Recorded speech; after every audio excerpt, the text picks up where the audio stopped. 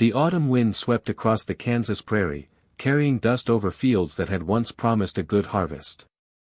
What had been green and full of hope only a year before now lay brown beneath a gray sky. Empty fences leaned against broken posts, and abandoned wagons stood beside forgotten trails. It was the kind of country that rewarded strength but rarely showed mercy. Clara Bennett pulled her threadbare shawl tighter around her shoulders as she walked along the lonely dirt road. Her boots were worn so thin that every sharp stone pressed against her feet. In one hand she carried a small leather suitcase with a broken handle.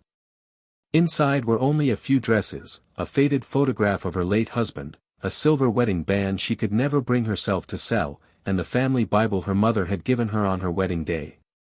Just 6 months earlier, Clara had believed she would spend the rest of her life on the little farm she and her husband, Thomas, had built together.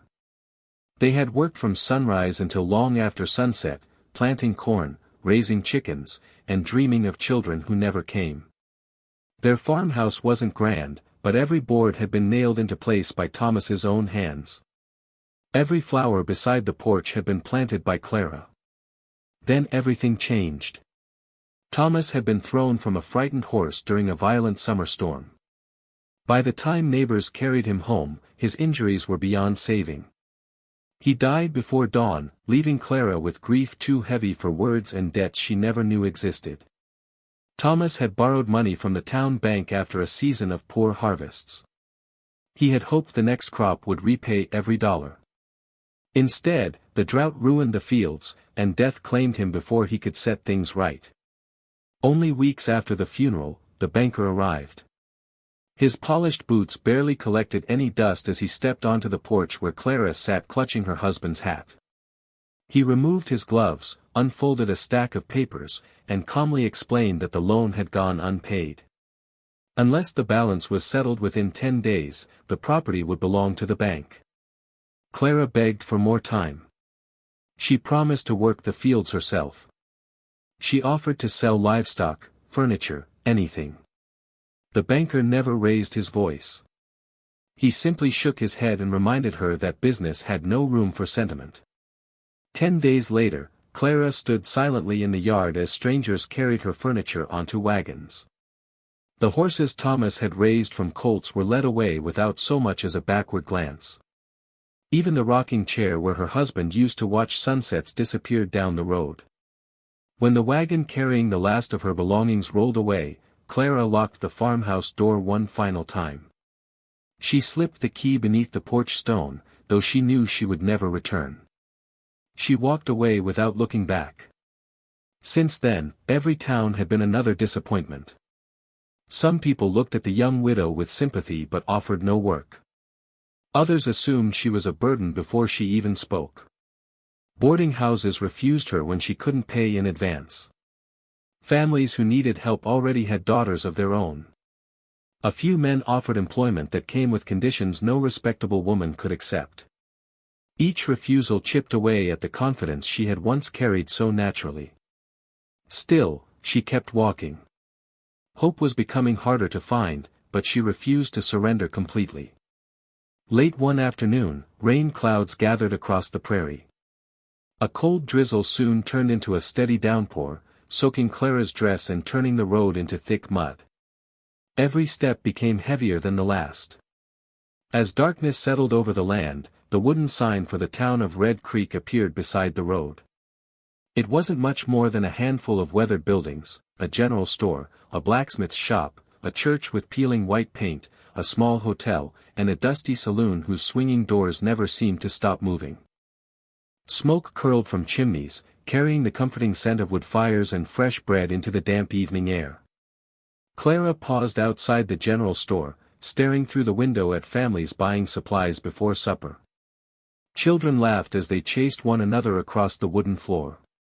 A mother adjusted her son's coat while an elderly shopkeeper smiled warmly. The sight made her chest ache. She couldn't remember the last time someone had smiled at her that way. Gathering what little courage remained, she stepped inside and quietly asked the owner if he needed help sweeping floors or stocking shelves. The old man looked genuinely sorry. "I'm afraid business barely keeps my own family fed," he said softly. I wish I had something for you. Clara thanked him anyway. She stepped back into the rain, the door closing gently behind her. Her stomach growled with hunger. She had not eaten since sunrise, and the single biscuit she'd carried in her bag was long gone. The cold seeped into her bones. She took only a few more steps before her strength gave out. Her suitcase slipped from her hand, spilling the family Bible into the muddy street. Clara dropped to one knee, too exhausted to stand. People hurried past beneath umbrellas, each wrapped in their own worries. Most never noticed her. But someone did. Across the street, a tall rancher stood beneath the awning of the feed store. His weathered hat shaded a face marked by years of hard work and quiet sorrow.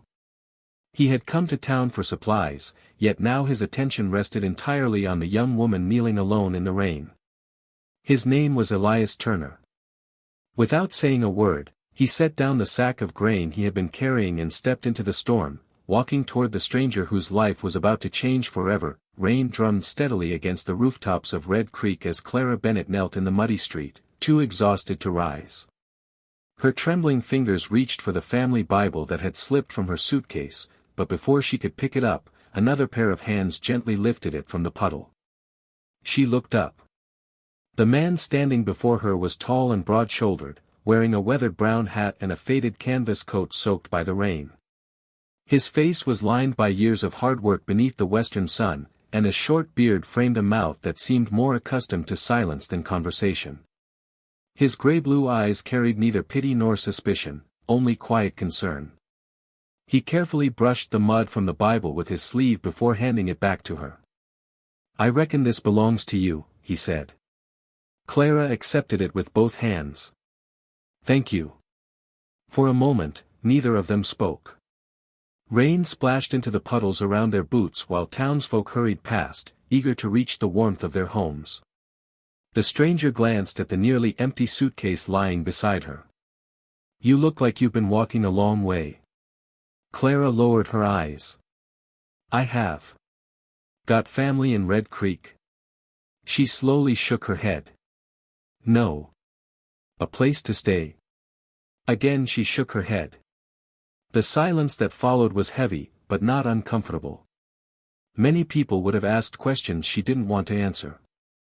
Others would have offered sympathy wrapped in curiosity. This man asked neither. Instead, he bent down, picked up her suitcase, and spoke words so ordinary that Clara almost didn't believe she'd heard them correctly. "Come home and eat supper." She blinked. "What?" He repeated himself as though inviting a neighbor rather than a complete stranger. "Come home and eat supper." No grand speech. No explanation. Just an invitation. Clara's heart tightened. For months she had learned to distrust unexpected kindness. Too many smiles had hidden cruel intentions. Too many offers of help had come with invisible prices. She instinctively stepped backward. "I don't have any money. I didn't ask for any. I can't pay you back. I'm not looking to be paid." She studied his face, searching for the trap she had grown used to expecting. There wasn't one. "My name's Elias Turner," he finally said. "I've got a ranch about 5 miles west of town." She hesitated. "My name is Clara." "Well then, Clara, supper's getting cold." For the first time in months, the corner of her mouth almost formed a smile. Almost. They walked together through the rain toward the hitching rail where Elias's old wagon waited. He loaded her suitcase carefully, treating it as though it contained something valuable. To Clara, it did. It held everything she had left in the world. The ride out of town was quiet. The horses plodded steadily through the muddy road while twilight settled over the rolling prairie. Wind bent the tall grass into silver waves beneath flashes of distant lightning. Clara wrapped her shawl tighter around herself. She stole occasional glances at Elias, wondering why a stranger would invite a homeless woman into his home. He seemed content with silence. That alone made her trust him a little more. After nearly half an hour, lights appeared in the distance. A wide cattle ranch stretched across several hundred acres. Wooden fences enclosed grazing horses despite the rain. A sturdy red barn stood beside a weathered farmhouse with smoke rising from its chimney. The warm glow spilling from the windows looked almost unreal. As the wagon stopped outside, the front door opened before Elias reached it. An elderly woman stepped onto the porch, wiping her hands on a flour-covered apron. "You took your sweet time," she called with a teasing smile. Then she noticed Clara. "Oh." Elias climbed down from the wagon. "Martha, this is Clara." The older woman looked Clara over for only a second before her expression softened. "Well, child," she said warmly, "you're soaked clean through." Clara suddenly became self-conscious about her muddy dress and tangled hair. "I'm sorry to impose." "Nonsense," Martha replied. "Nobody stands out in the rain when I've got stew on the stove." She ushered Clara inside before another word could be spoken. The warmth nearly brought tears to Clara's eyes. A fire crackled in the stone fireplace. The smell of beef stew, fresh bread, roasted potatoes, and herbs filled every corner of the kitchen. She hadn't realized how hungry she truly was until that moment. Martha disappeared upstairs and returned carrying a neatly folded blue dress. "It belonged to my daughter years ago," she explained gently. "I think it'll fit." Clara hesitated. "I couldn't." "You could." There was kindness in Martha's voice that reminded Clara painfully of her own mother. She quietly accepted the dress. A few minutes later, after changing into dry clothes, Clara returned to the kitchen. The table had already been set. 3 bowls of steaming stew. Fresh biscuits. Butter. Honey. Even apple preserves. Elias bowed his head. Without making a show of it, he simply prayed. "Lord, thank you for bringing everyone at this table safely home tonight. Bless this meal and those who share it.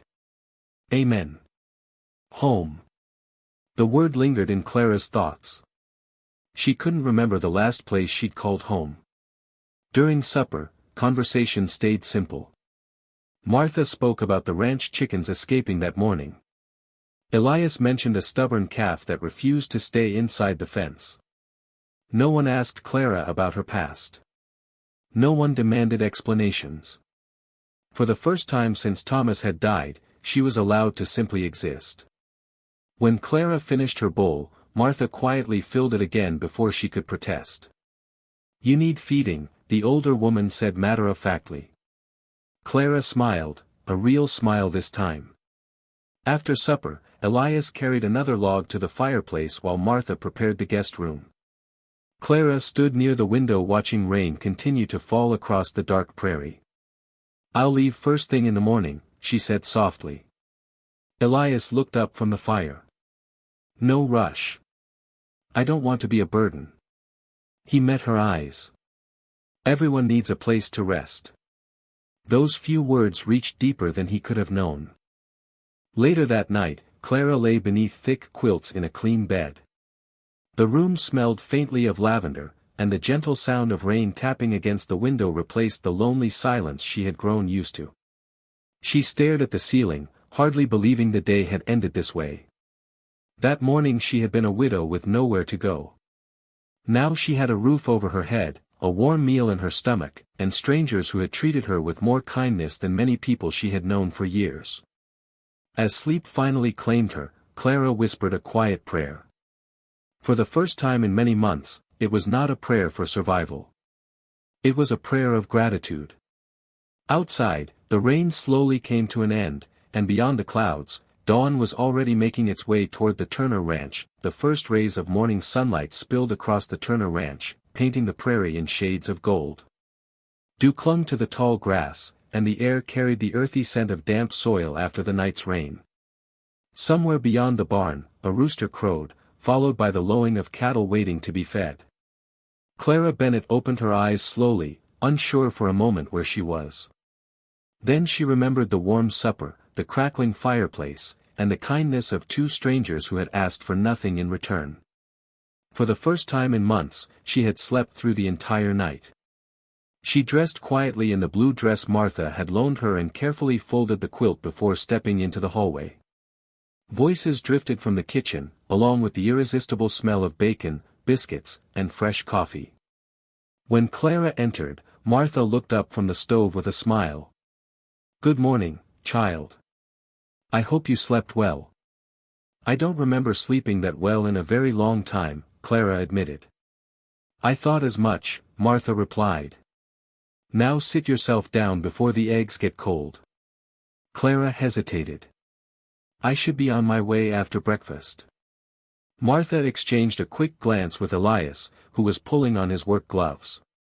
"You can leave if that's what you truly want," Elias said calmly. "But the ranch could use another pair of hands." Clara looked surprised. "I don't know much about ranching." "You can learn. I've never worked cattle." "You don't have to." She waited for him to continue. "I need help keeping the books, organizing supplies, and seeing that the house doesn't fall apart while I'm chasing cows all day." Clara blinked. "You trust me with your records?" "If I didn't trust you, you wouldn't have slept under my roof." The simple honesty in his answer left her speechless. "I can pay a modest wage," Elias continued. "Room and board included. Stay as long as you need. Leave whenever you're ready." For months, every opportunity Clara had found came wrapped in suspicion or impossible demands. This one offered only dignity. She smiled softly. "I'd be grateful." The days settled into a steady rhythm. Before sunrise, the ranch came alive. Cowboys saddled horses, calves called for their mothers, chickens scattered across the yard, and the smell of fresh coffee filled the farmhouse. Clara discovered she enjoyed the routine. While Elias and his ranch hands rode out to inspect fences and move cattle, she organized the household, prepared meals with Martha, balanced account books, and inventoried supplies that had not been properly recorded in years. She soon noticed small problems that had quietly cost the ranch money. Duplicate purchases. Late deliveries. Missing receipts. Broken tools that could have been repaired instead of replaced. With careful handwriting and remarkable patience, she reorganized every ledger. One evening she placed a neatly arranged stack of account books before Elias. "You've been paying two different suppliers for the same grain." Elias frowned. "That can't be right." She opened the pages. "It is." He studied the figures for several minutes before letting out a low whistle. "I'll be." He looked at her with genuine admiration. "You just saved this ranch a fair bit of money." Clara laughed quietly. "I suppose numbers have always made more sense to me than people." It was the first joke she had made since arriving. Elias noticed. And so did Martha. As the weeks passed, Clara slowly became part of ranch life. She learned the names of every horse. She helped bottle-feed orphan calves whose mothers had died during the harsh winter. One stubborn little calf refused to drink unless Clara held the bottle herself. The ranch hands started calling him "Preacher," because he always seemed to follow Clara wherever she walked. The nickname made everyone laugh. Even Elias. The workers who had once greeted her with cautious curiosity now tipped their hats respectfully every morning. Miss Clara had become as much a part of the ranch as the windmill beside the well. One afternoon, while repairing old records in the barn office, Clara heard shouting outside. She rushed out to find a young ranch hand struggling to calm a frightened horse. Without thinking, Elias stepped between the panicked animal and the boy. The horse kicked violently. Elias managed to pull the young man to safety, but not before being knocked hard against a fence post. Clara ran across the yard. "Elias." "I'm fine," he grunted, though he clearly wasn't. She helped him into the house, where Martha insisted he remain seated while Clara cleaned the scrape on his arm. "You should have let one of the boys handle it," Clara scolded gently. Elias smiled. He was 16. So I've buried enough young men in my lifetime. His words hung heavily in the room. Clara paused. You were in the war. He nodded slowly. The Civil War. I lost good friends. His gaze drifted toward the fireplace. And my younger brother. Silence settled between them. I came home, Elias continued quietly, but sometimes it felt like the better part of me stayed behind.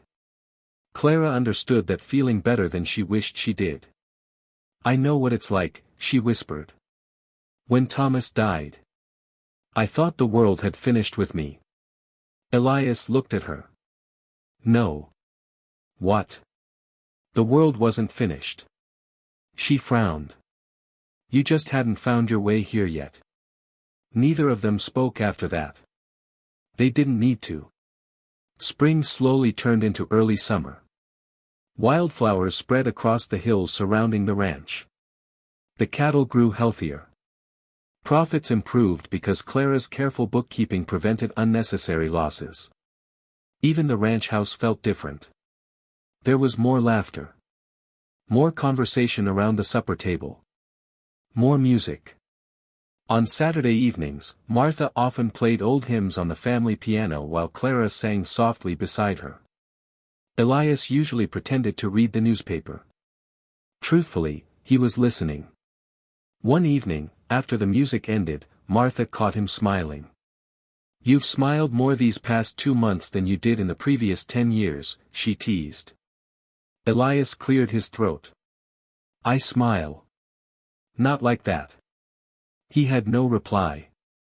Despite the growing happiness around her, Clara remained haunted by one question. How long could it last? Every good thing she had ever known had eventually been taken away. Some nights she stood alone on the porch, watching the stars spread across the endless prairie. She wondered if she truly belonged. Or if she was only borrowing someone else's peace. One evening, Elias joined her outside. Beautiful sky, he said. It is. You miss your husband? She nodded. Every day. I miss my wife. Neither apologized for speaking of the people they had loved. Love remembered was not love betrayed. After a long silence, Elias said quietly. Missing someone doesn't mean life has to stop. Clara looked toward the ranch house glowing warmly behind them. Inside, Martha was setting the table for supper. Cowboys laughed in the bunkhouse nearby. The little orphaned calf was asleep beside the barn. For the first time since losing everything, Clara realized she no longer felt like a visitor. She felt needed. And somewhere deep inside her heart, a hope she thought had died forever began to bloom again, quietly, gently, like the first wildflowers after a long winter. Summer settled over Red Creek with relentless heat. Day after day, the sun burned high above the prairie, bleaching the grass to a dull yellow. The small creek that had given the town its name had shrunk to a narrow ribbon of muddy water, and dust hung in the air with every passing wagon. On the Turner Ranch, life remained busy, but everyone could feel the land changing. The cattle wandered farther each day in search of fresh grass. Horses returned from the fields coated in dust instead of mud. The windmill groaned as it pumped water from a well that seemed a little lower every morning. One evening, Elias stood beside the pasture fence, watching the horizon with concern. Clara joined him, carrying 2 cups of coffee. You've been staring at those clouds for nearly an hour, she said with a gentle smile. I'm hoping they'll decide to come this way. She followed his gaze. Dark storm clouds gathered in the distance, but they drifted north without dropping a single drop of rain. They always seem to miss us, Clara whispered. Elias nodded. If this drought keeps up another month, we'll have to start selling cattle. Clara knew what that meant. Selling cattle wasn't just a business decision, it was surrendering years of careful breeding and hard work. We'll find another way, she said, trying to sound more confident than she felt. I hope you're right. A few days later, Clara rode into Red Creek with a list of supplies Martha needed from the general store. The streets were quieter than usual. Farmers gathered in small groups outside the feed store, their voices heavy with worry. No rain. Another dry week. Lost 20 head already. The drought was hurting everyone. As Clara stepped into the bank to cash a ranch payment, the room suddenly fell silent. Standing behind the polished counter was the last man she had ever expected to see again. Harold Whitmore. The very banker who had taken her farm. He looked older than she remembered, but his neatly trimmed beard, expensive black suit, and cold gray eyes were impossible to mistake. For a brief moment, neither of them spoke. Then Whitmore smiled. It wasn't a kind smile. "Mrs. Bennet," he said smoothly. "Well, this is unexpected." Clara's hands tightened around the envelope she carried. "Mr. Whitmore. I heard you'd disappeared. I moved on." "So I see." His eyes drifted to the ranch ledger tucked beneath her arm. "Working for Turner now?" "I'm helping manage his ranch." Whitmore leaned casually against the counter. "I always thought Elias Turner was a sensible man." Clara frowned. "What do you mean?" "I'd hate to think his judgment has failed." She met his stare. "My work speaks for itself." "Perhaps." His smile widened slightly. "But people in small towns have long memories." Without another word, Clara turned and walked out of the bank, refusing to let him see how badly her hands were shaking. She hoped that would be the end of it. It wasn't. Within days, whispers began spreading through Red Creek. Some claimed Clara had been responsible for her husband's debts. Others insisted she had abandoned her farm willingly. One rumor even suggested she had been dismissed from another town for stealing. Every story was a lie. But lies traveled faster than truth. When Clara entered the general store later that week, conversations stopped. A woman she had greeted kindly only days before suddenly looked away. Another customer quietly picked up his purchases and left. The silence hurt more than angry words ever could. That evening, Elias returned from checking fences to find Clara sitting alone on the porch. She was staring at the sunset without really seeing it. "You've hardly spoken all day," he observed. She forced a smile. "I'm just tired." He sat beside her. "I've known tired." She looked at him. "This isn't it." After a long silence, she finally told him everything. About Whitmore. About losing the farm. About the rumors. About the shame she had carried ever since. When she finished, she couldn't bring herself to look at him. "I understand if you want me to leave." Elias didn't answer immediately. Instead, he reached into his shirt pocket and unfolded a worn piece of paper. It was an old newspaper clipping from years earlier. "My wife died during a fever epidemic," he said quietly. "Some folks claimed I hadn't called the doctor soon enough." Clara looked up. "They blamed you." "They needed someone to blame. But it wasn't your fault." "I know." He folded the clipping again. The truth doesn't always arrive as quickly as gossip. For the first time that day, Clara felt the weight on her shoulders grow just a little lighter. Unfortunately, the drought grew worse.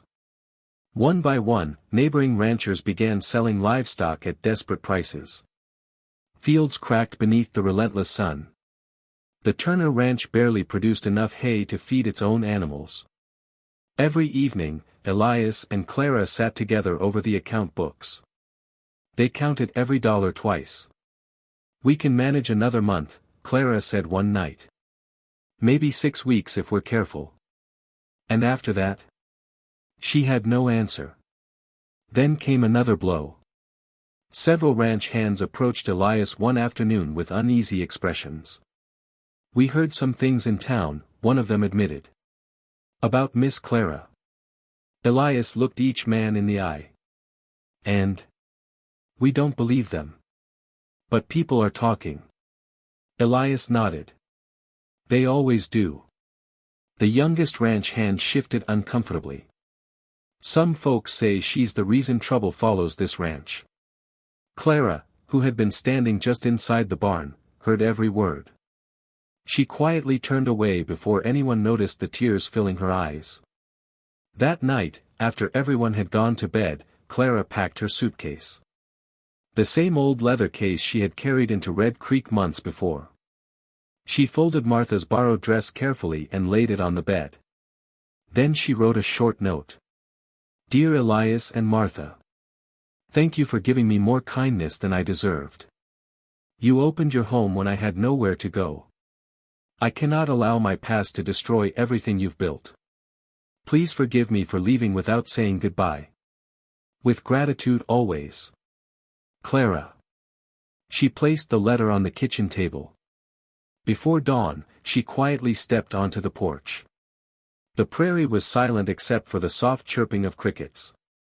She picked up her suitcase. One step. Then another. She had nearly reached the front gate when a familiar voice broke the silence. Going somewhere? Clara froze. Elias stood beside the barn, his lantern casting a warm circle of light across the yard. She couldn't speak. I didn't want to wake anyone, she whispered at last. I know. You shouldn't have to deal with my troubles. He walked slowly toward her. They're not yours anymore. She shook her head. If I stay, people will keep talking. They'll talk whether you stay or leave. I'll ruin this ranch. Elias stopped only a few feet away. His voice remained calm, but every word carried quiet conviction. When you arrived here, this ranch had empty rooms, empty ledgers, and an empty table. He looked toward the farmhouse. You filled every one of them. Tears rolled down Clara's cheeks. I don't belong here. Elias stepped closer. Look at me. She did. This ranch became a home because you walked through that door. The word struck her heart with overwhelming force. No one had ever said something like that to her. Not after Thomas died. Not after losing the farm. Not after months of wandering alone. She lowered her suitcase. For the first time in years, someone wasn't asking her to leave. Someone was asking her to stay. As the first rays of sunrise stretched across the prairie, Clara realized that the greatest storms were not always made of wind and rain. Sometimes they were made of fear. And sometimes all it took to survive them was one person willing to stand beside you. But neither Clara nor Elias knew that an even greater challenge was waiting just beyond the horizon, one that would test not only the strength of the ranch, but the courage of everyone who called it home. The morning after Clara chose to stay, the Turner Ranch awoke beneath another cloudless sky. The sunrise was beautiful, but no one admired it anymore. In a season of drought, blue skies had become a warning instead of a blessing. Dust swirled across the pastures as the cattle searched for patches of grass that had long since disappeared. The creek bordering the ranch had become little more than a line of cracked earth, and every bucket of water drawn from the well felt more precious than gold. Yet inside the Turner farmhouse, something had changed. Clara no longer questioned whether she belonged. She tied on her apron, helped Martha prepare breakfast, and carried fresh biscuits to the ranch hands as though she had lived there all her life. Though fear still lingered in her heart, Elias's words from the night before echoed in her mind. This ranch became a home because you walked through that door. For the first time since Thomas's death, Clara decided she would stop running from her past. She would face it. A week later, the people of Red Creek gathered in front of the church after Sunday service. It had become a tradition for neighbors to exchange news before returning to their farms, but lately, the conversations were filled with worry. Another ranch sold yesterday. The Miller family is moving east. They say the drought may last until winter. Among the crowd stood Harold Whitmore, dressed in his usual black suit, speaking confidently to a group of ranchers. Clara noticed him the moment she stepped from the church. Whitmore noticed her too. With a polite smile that never reached his eyes, he raised his voice just enough for everyone nearby to hear. I see Miss Bennett is still living at Mr. Turner's ranch. The chatter around them faded. Whitmore continued, "One must wonder how long a respectable ranch can prosper while harboring someone whose debts ruined one farm already." A few people shifted uncomfortably. Others looked at Clara with uncertain expressions. She lowered her eyes, unable to find the words. Then a familiar voice rose from behind her. "That's enough." Elias stepped forward, removing his hat as he faced the banker.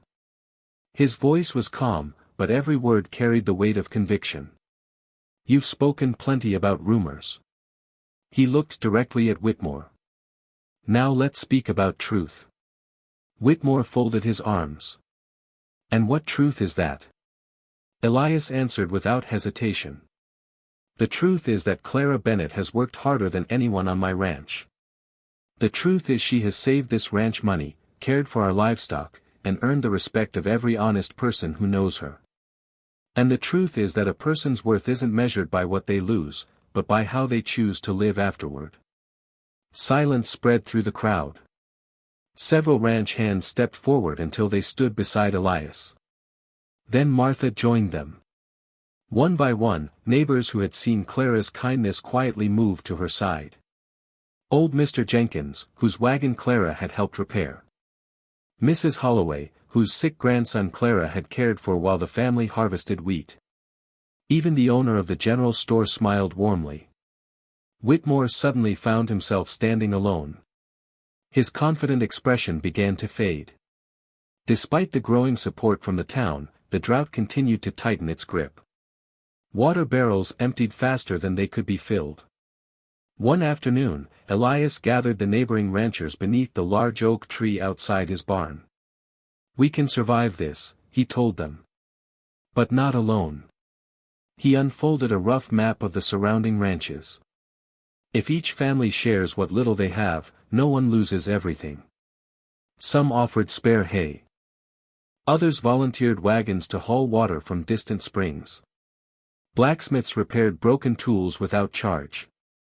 Families who had little still found something to give. Clara watched in amazement. Only weeks earlier, fear had divided the community. Now hope was bringing them together. While organizing old account books in the ranch office, Clara made an unexpected discovery. Hidden inside one of the ledgers was a leather envelope she had carried away from her own farmhouse months before. She had forgotten it completely. Inside were copies of Thomas's loan agreements, payment receipts, and letters exchanged with the bank before his death. As she carefully examined the papers, something caught her attention. Several payment amounts listed on Thomas's receipts were missing from the official loan records. She checked again. Then again. The numbers didn't match. Her heart began to race. That can't be. She spread every document across the table. Thomas had made far more payments than the bank had ever acknowledged. Someone had altered the records. Someone had deliberately made it appear that the debt was larger than it truly was. There was only one person who could have benefited from such deception. Harold Whitmore. The following morning, Clara carried the documents to the town sheriff. Sheriff Amos Keller studied the papers carefully. "Where did you find these?" "They belong to my husband." He compared the receipts with copies stored in the courthouse. His face grew increasingly serious. "These signatures are genuine." He looked up. "But these ledger entries have been changed." Within days, an official investigation began. Several farmers came forward with similar stories. Missing payments. Altered records. Unexpected foreclosures. Whitmore's scheme had stretched across several counties. For years, struggling families had unknowingly paid debts they no longer owed. The truth spread through Red Creek faster than any rumor ever had. This time, it was the truth that traveled. When the investigation ended, Whitmore was stripped of his position and ordered to repay money taken through fraudulent accounts. As he packed his belongings and left town under the watchful eyes of the sheriff, no one stopped him. No one wished him well. The same streets where he had once walked with pride now fell silent as he disappeared over the horizon. Clara stood outside the general store watching the wagon grow smaller. She expected to feel satisfaction. Instead, she felt peace. Justice, she realized, was never about revenge. It was about restoring what had been broken. That evening, the Turner Ranch hosted the largest supper anyone could remember. Neighbors arrived carrying whatever food they could spare. Fresh bread. Roasted vegetables. Smoked beef. Apple pies. Children chased one another across the yard while lanterns glowed beneath the darkening sky. Laughter returned to the ranch. Martha leaned toward Elias with a knowing smile. I haven't seen this place so full in years. Elias looked across the yard. Clara was helping an elderly widow carry a basket of food while several children followed close behind, laughing at one of her stories. It was never the ranch that needed saving, he said quietly. Martha raised an eyebrow. What do you mean? He smiled. It was the people living in it. As supper ended, Elias stood and lifted his coffee cup. I'd like to say a few words. The crowd fell silent. This drought has taken much from us. It tested our land. It tested our faith. And it tested whether neighbors would stand together or fall apart. He looked toward Clara. Months ago, a woman came to my gate believing she had nowhere left to belong. He smiled warmly. Turns out, she reminded all of us what home truly means. The guests erupted in applause. Clara lowered her head, overcome with emotion. For the first time since losing Thomas, she no longer felt defined by her sorrow. She was no longer the widow who had lost everything.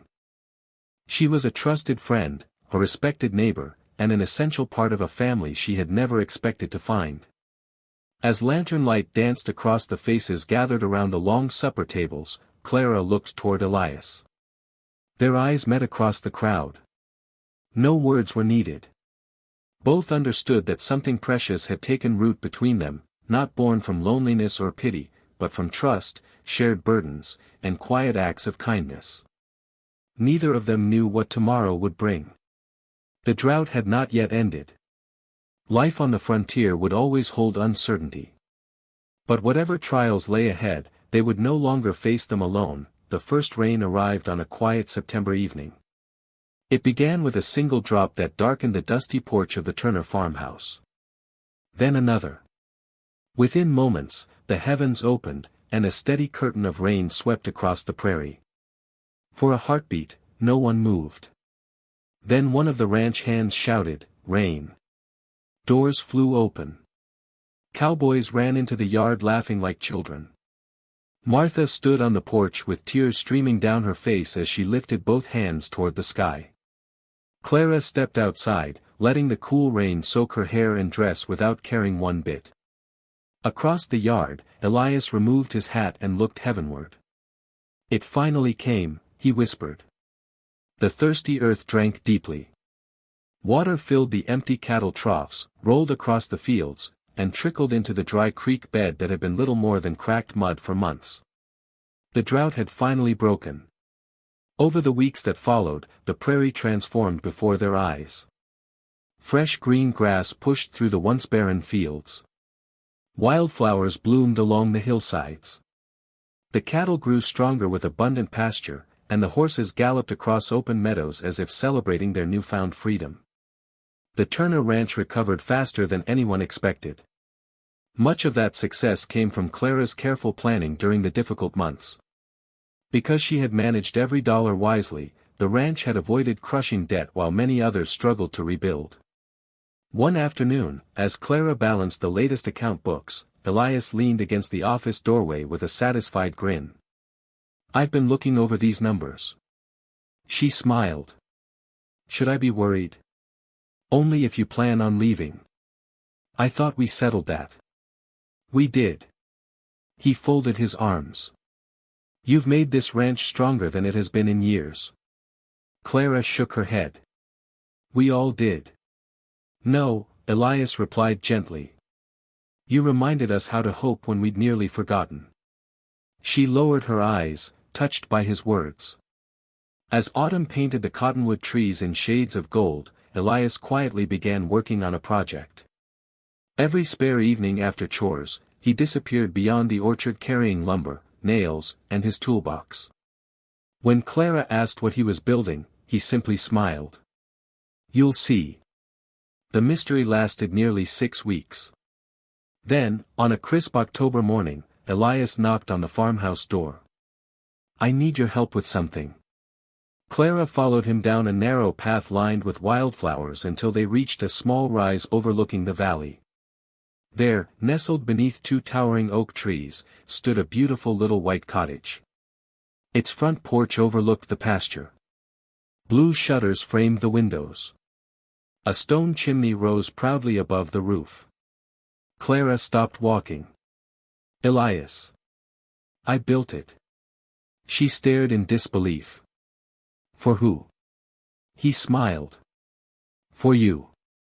Her eyes filled with tears. "I don't understand. You've spent months making everyone else feel at home." He handed her a small brass key. "I thought it was time someone gave you one of your own." Clara held the key tightly, unable to speak. The cottage wasn't grand. But it was built with care. Every board had been measured by hand. Every nail driven with patience. It wasn't just a house. It was proof that someone believed she deserved a future. A month later, Red Creek gathered for its annual harvest festival. Lanterns hung from every storefront. Children bobbed for apples while musicians played lively fiddle tunes beneath strings of glowing lights. Long tables overflowed with roasted meats, fresh vegetables, homemade pies, and warm bread. For the first time in years, the celebration felt complete. The drought was over. Families had remained together. The town had survived.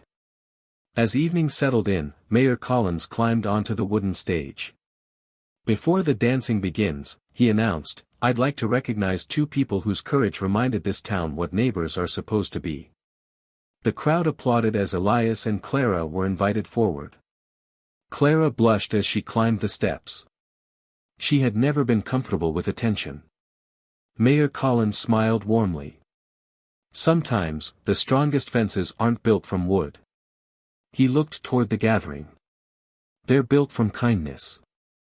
The applause grew louder. Then Elias reached into his coat pocket. The crowd slowly grew quiet. He turned toward Clara. She looked at him curiously.